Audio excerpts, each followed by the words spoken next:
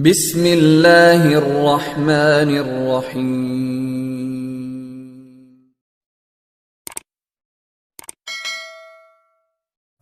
Menghadapi malapetaka atau bencana atau wabah, ya, penyakit, maka hukum asalnya dia mengkaitkan seluruh kejadian dengan perilakunya, ya. Mengkaitkan kejadian dengan perilakunya. Karena kita tahu bahwasanya yang mengatur, yang mengadakan semua kejadian adalah Rabbul Alamin, Allah Subhanahu wa taala. Tidak ada satu daun pun yang jatuh, ya, di alam semesta ini kecuali dengan izin Allah Subhanahu wa taala, ya. Kalau daun saja jatuh dengan izin Allah Subhanahu wa taala, wa ma tasqutu min waraqatin illa ya'lamuha, tidak ada satu daun pun kecuali Allah tahu tentang daun tersebut. Bagaimana lagi dengan kondisi manusia, bagaimana dengan penyakit, dengan kematian, maka kita sangat yakin bahwasanya semua terjadi dengan takdir Allah Subhanahu wa taala. Namun kenapa terjadi semua kejadian tersebut? Asalnya kita mengkaitkan dengan sebab syar'i, dengan sebab syar'i, yaitu kenapa kitanya kok bisa terjadi demikian, ya.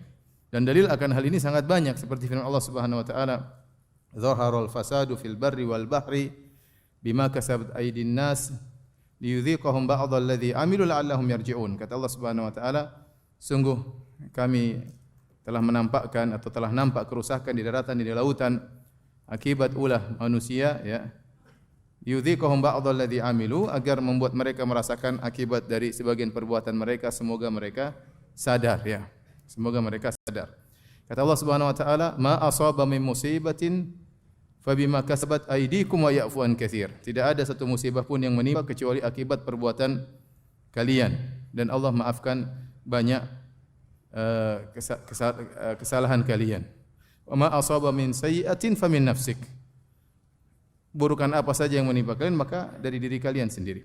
Dan dalil tentang hal ini sangat banyak. Bagaimana Allah mengkaitkan atau syariat mengkaitkan antara bencana, wabah, malapetaka dengan sebab syar'i, tentang sebab apa yang dilakukan oleh manusia tersebut, ya. Inilah sikap seorang muslim, berbeda dengan seorang kafir atau seorang pelaku maksiat yang dia tidak peduli tatkala tertimpa musibah, tatkala terjadi kejadian, dia tidak mengkaitkan dengan sebab syar'i sama sekali. Dia hanya mengkaitkan dengan sebab kauni, itu sebab alam. Seakan-akan hanya suatu gejolak alam, kejadian alam, suatu hal yang biasa, suatu yang alami, suatu yang natural, ya. Ya. Dan memang benar, meskipun semua terjadi dengan ada sebab secara materi, tetapi apakah yang menimbulkan sebab materi tersebut tidak lain kecuali karena sebab syar'i.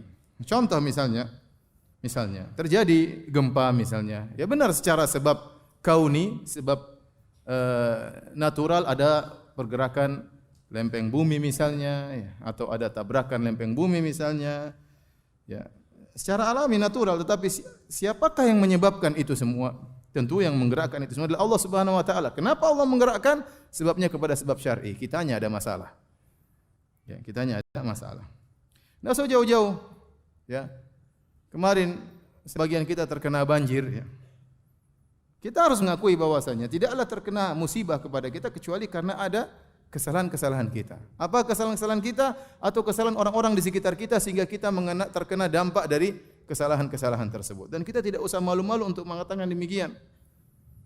Jangan sampai kita seperti orang-orang kafir atau para pelaku maksiat yang hanya mengkaitkan musibah yang menimpa dengan sebab materi semata, sehingga dia lupa, seakan-akan dia tidak bersalah, ya. Nanti lama-lama menyalahkan Tuhan, bisa jadi demikian, ya. Tatkala dia merasa dia tidak punya salah, dia tidak menyalahkan dirinya, kemudian dia mengatakan ini sebab alami, hal yang biasa. Kapan dia kembali kepada Allah Subhanahu wa taala? Kapan dia kembali kepada Allah Subhanahu wa taala? Inilah sikap pertama yang hendaknya direnungkan oleh seorang muslim, bahwasanya mengkaitkan kejadian dengan perilaku manusia, ya.